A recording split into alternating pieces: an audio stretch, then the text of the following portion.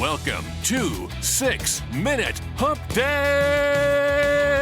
where we help entrepreneurs get through their busy week with a dash of inspiration, motivation, and a touch of education. Hello. Welcome to the Jeff Knows Inc. podcast. I'm your host, Jeff Lopes. We are on episode number 16 with our special guest, Jason Dowse. Jason's doing a 4-part series on health and nutrition. Today, we're going to be focusing on part number 3, nutrition. Jason, say hello to all our audience. Hey, everybody. How are you? Perfect. You want to dive right into it, Jason? Yeah, let's rock. Okay, guys. Nutrition is obviously a very, very complicated subject these days. There's a lot of information. There's a lot of misinformation. Personally, myself, I'm not a registered dietitian. I'm not a nutritionist. So you should always reach out to those kind of people if you have a little bit more specific questions or specificities for you. We're just going to give you some general tips right now that will help you just make better choices and feel a little better in regards to just having some general information regarding that nutrition. First thing we want to look at anytime we're trying to make that change is just being aware of kind of what you're currently eating, being aware of how that food makes you feel after you consume it. This is something that we've lost now, especially as entrepreneurs. Everyone's busy. Don't have time for food. You're just kind of taking in something quick, something easy.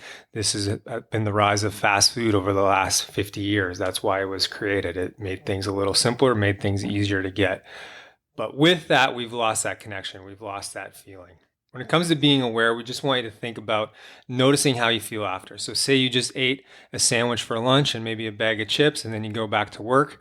Are you actually noticing how you feel after that? Maybe you feel like shit, maybe you don't. But once you can notice that and take a second and actually feel it, now you're going to realize, okay, maybe that wasn't the best choice. I feel tired. I just kind of want to take a nap.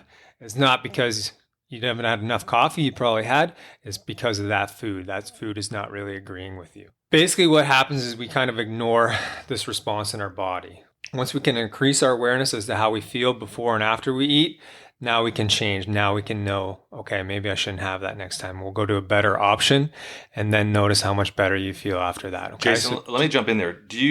Are you a proponent for jotting down or having a little diary on how you feel after you react to certain foods to see how they react with you? Absolutely. Yeah. I mean, you don't have to get that specific. Like if you just kind of mentally become aware of it, like we said, and notice it, that's already going to be registered in you. So you won't have to check your notes noticing, hey, I just ate a Big Mac. I feel like I'm going to pass out. Okay. So you'll remember that. Okay. As long as you become aware of it. The thing is we've lost that awareness. So we just keep going on and continuing and we kind of ignore that feeling. We just think we're tired and we reach for another stimulant, right? But it's actually the food that you're eating that's causing you to feel like that. Now with diet, when it comes to evening times, what's a good hour timeline before bed to stop the food intake? Again, that depends on your schedule. It depends on kind of where you've been. Like if you haven't had time to eat dinner and you're just getting home, like it's better to kind of eat something than nothing at all. And it depends on the quality of the meal. But typically they say you really shouldn't eat anything kind of 2 to 3 hours before you go to sleep. Again, but that depends on what your schedule has been through the day. Like maybe you haven't had a chance to eat, right? So it's better to eat something than nothing, essentially. But yeah, it's highly variable and independent of your schedule. Next point we want to focus on is dumping the sugar. This is a huge, huge factor when we're looking to make nutritional change. Sugar is a drug and we're addicted to it. It's in most of our foods, more foods than we can even imagine. The next time you go to the grocery store, and you're walking down an aisle, make sure you're going in the right direction based on the directions on the floor. But just take a look down the aisle, okay? Look at the products. If you have a sense of kind of what they are and how much added sugar is in those, it's going to blow your mind. We don't realize how addicted we've become to this product. Again, this comes down to awareness, okay?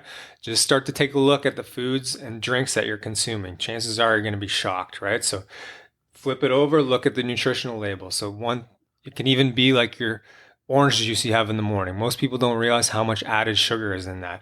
Or those old fruit drinks like, I'm not going to say the name, but just take a look at the nutrition label. It's going to blow your mind how much added sugar is in there. I'm going to jump in there. So if somebody doesn't have much experience with that, and we're dealing with entrepreneurs, and we're not dealing with professional athletes where you're accustomed to working with. So if I'm an entrepreneur, just an average guy, just going to the grocery store, I pick up a package of something, I look at the label and I see 30 grams of sugar, 20 grams of sugar.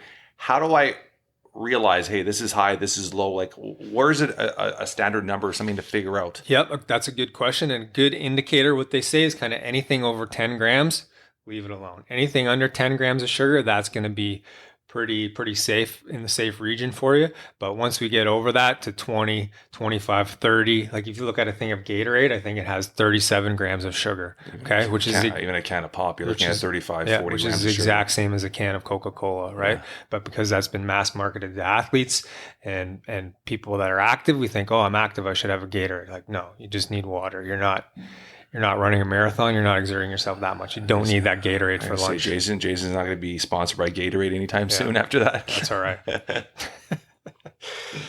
Next thing to think about, so what's your breakfast like? What are you having for breakfast? Take a look at the sugar. What about your lunch? What about your dinner? Okay. Are you having desserts? Are you having snacks? Okay. Again, don't get us wrong. There's nothing wrong with a treat here and there, but it's just that overconsumption every single meal, every single time you're eating.